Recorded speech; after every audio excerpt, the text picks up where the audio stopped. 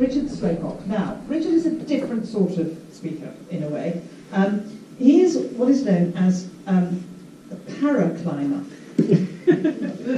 Okay, so Richard has a macular condition, a genetic condition. It's a cone and rod dystrophy caused by a fault on the CRX gene, which I think is a relatively rare macular condition. He first noticed something wrong with his sight in 2013, and 4 years later he was very severely visually impaired. He works for Rolls-Royce. For now. No, let's be optimistic about that. He works for Rolls-Royce, but really his great passion is about climbing. He began climbing as a hobby, and it became a rock, pardon the pun, as he began to lose his vision. And he is now a competitor internationally in paraclimbing. It is an extraordinary story. Ladies and gentlemen, please welcome Richard Slocock.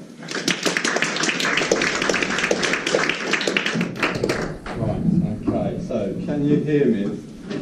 Hiya. If I come all the way down here, can you hear me up here? I'll try and lean forward a little bit. Okay. Thank you for staying on. I see we've lost quite a lot of the audience. You can take it out.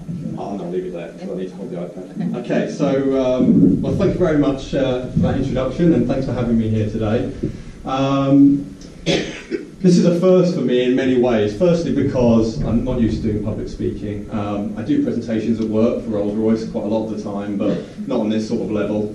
And it's also a first for me because I'd usually create a very detailed PowerPoint presentation that would have lots and lots of information on it, and I would stand there and I'd pretend that I know what I'm showing you, and everyone would be, yeah.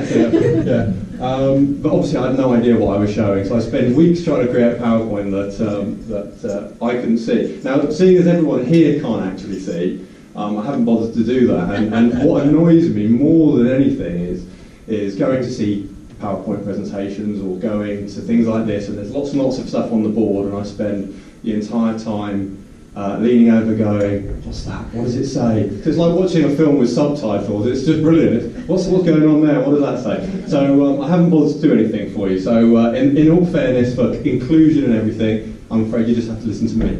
Okay, so who am I and why am I here? So as I said, I'm Richard Slocock.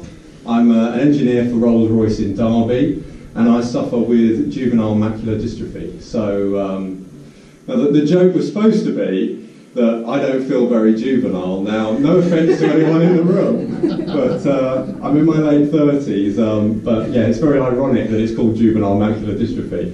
And I'm here because I'm a paraclimber. So I do rock climbing. I have done for probably the last 15 years, and I've been recently selected onto the Team GB team. So what is paraclimbing? Well, as most of you can probably guess, it's climbing, but for people with disabilities. So it's rock climbing, but the indoor version of that. So we use climbing holds inside, and there's route set, and there's obvious safety precautions that take it into place. And the current team is made up of very, very extraordinary people that I count myself very lucky to be one of.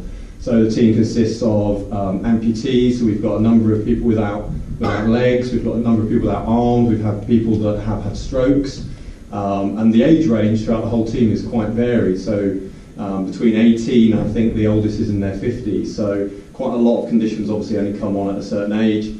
But yeah, they're an extraordinary bunch of people that have decided not to give in, but to carry on doing what they love and take it to the next level and really put it into competition as well.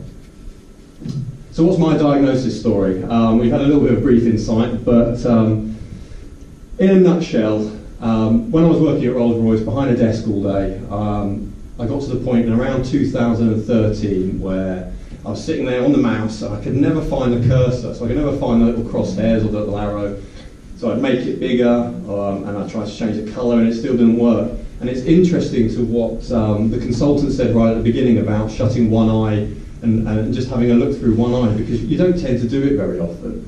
So I shut my right eye and looked through my left eye and noticed that there was almost like a small patch in my vision. So off I went to Vision Express, proud sponsor of the Macular Society. Off I went to Vision Express and they said they couldn't explain it because my vision had been perfect up until then. and I was very proud of the fact that I was 20/20, because originally I wanted to be a pilot, so I always wanted to have good vision.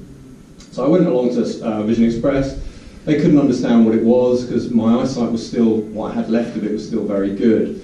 And they referred me to the hospital. So to cut a long story short, I went to Derby Hospital. Hopefully there's no one here going to Derby Royal Infirmary, because they had absolutely no idea what it was. They didn't even mention macular dystrophy. In fact, the diagnosis they came up with was, you've probably been shone in the eye with a laser pen. So that was really useful at the time.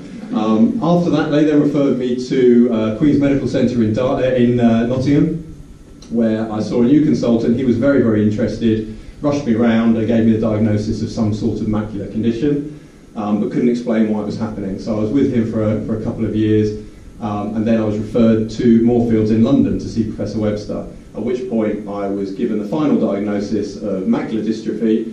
I was entered into the Genetics England trial to find out why and what happened to me from a genetics perspective, and it's come back as, where we originally thought it was a recessive gene, it's actually a dominant gene from my father, and, but he has absolutely no signs, and no one in the family has ever had any issues with it either. So it's a bit of a fluke, really, a bit of one of those weird things that's just chance. So I'd like to think that I'm one in a million, but we'll see.